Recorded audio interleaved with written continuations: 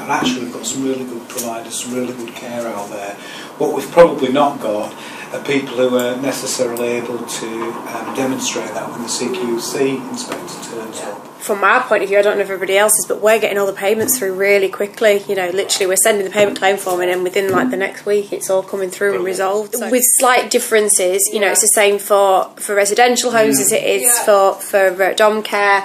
You know, everybody's experiencing the same problems, and there's the same pool of staff primarily. If I could offer our staff the same discounts that NHS staff get, they'd be absolutely jumping for joy. People have a preconceived idea about what domiciliary care is.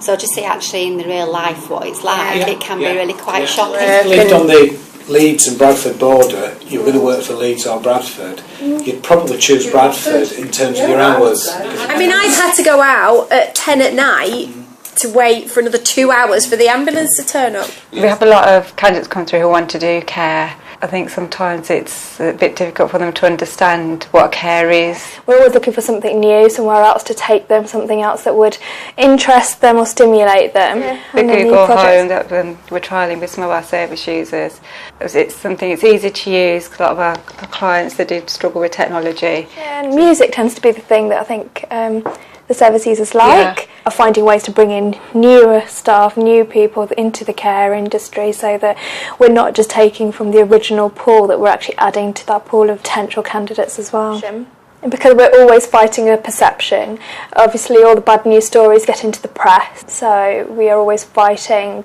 that. So you get a family member calling up to say, my mum's really happy that the carer's come, or if we go out to do a review with the service user and they'll say, can you please send that carer to me more often. In relationships, I think that's it's definitely building the relationships, and especially when you go back and they say, it's really nice to see you.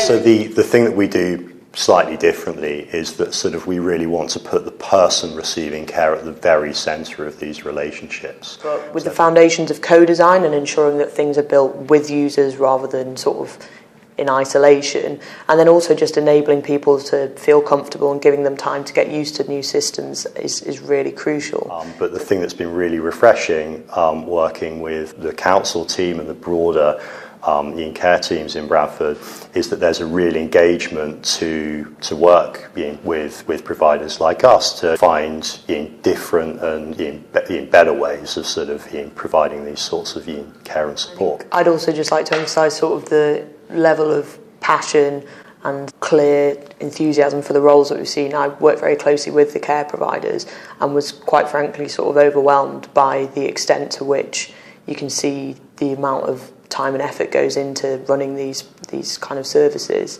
What we've found in places like Bradford is like a real engagement to sort of working in partnership to sort of find those sorts of solutions. In Bradford, working closely with care teams, shadowing carers, going out on visits, the passion that they hold for their role is somewhat infectious. Which is why we've been very fortunate to be able to work with Bradford and sort of have the sorts of levels of engagement and enthusiasm that we've had since we started.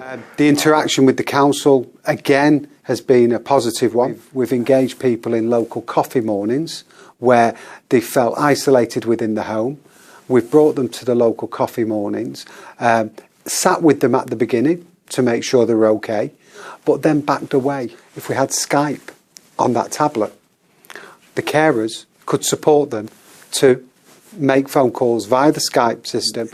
Everyone isn't great at English, some of our carers, but if they can type and write and speak into devices, it makes the message a lot clearer. I think there are issues within social care, and sad as it is, we do hear the worst of it, but we don't hear about the positive things about social care, and there's more good coming out of social care than bad. But there is a lot of caring people out there because we're trying to deliver a service that we would deliver to our mums and dads. I think Bradford have got a fairly unique approach to engaging with providers and being open and transparent and getting on with people. We've had a really positive experience because it's the first time for us in Bradford, and we've really, as I said, a positive experience with the council. I think it's the working together with the council and the providers, as opposed to providers saying, no, I've won this contract and I can't move from it.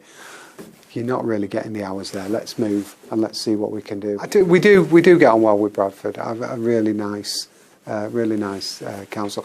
I think the investment they're making in that digital technology is going to be tremendous. We were very lucky. We got on a framework with Bradford Metropolitan District Council, which we had to tender for. Okay, so we know that our work's going to be consistent, but we still have the same problems that we have to try and recruit to meet the amount of work that's coming in. I have a really good relationship with the council.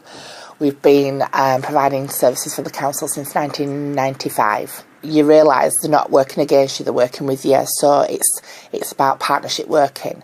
It is a difficult time, but I'm proud of what we provide. I'm proud of the staff that we have. I'm proud of the services we provide. You know, we're a small company, but I look at all our service users as our family. An elderly lady, she's 100. She lives alone. She's bedbound, and staff go above and beyond. So she gets 4 visits a day, but she doesn't. Staff do visit in between. If she's not well, staff will ring me and I'll set off with a sleeping bag and a jar of decent coffee and my own mug. You know, I'm prepared to stay with her. That's not charged out to the council, to the government. So we now get live feed from a service user's home, but we've been able to develop that along with Connectives by, you know, that was pretty tough. Trying to get through a riot. I was in my car, I was on call, and I ended up in the middle of a riot coming towards me and police on horses at the other side. That was pretty scary, and that was just so that I could actually get to a service user to make sure that they had some food, they were warm.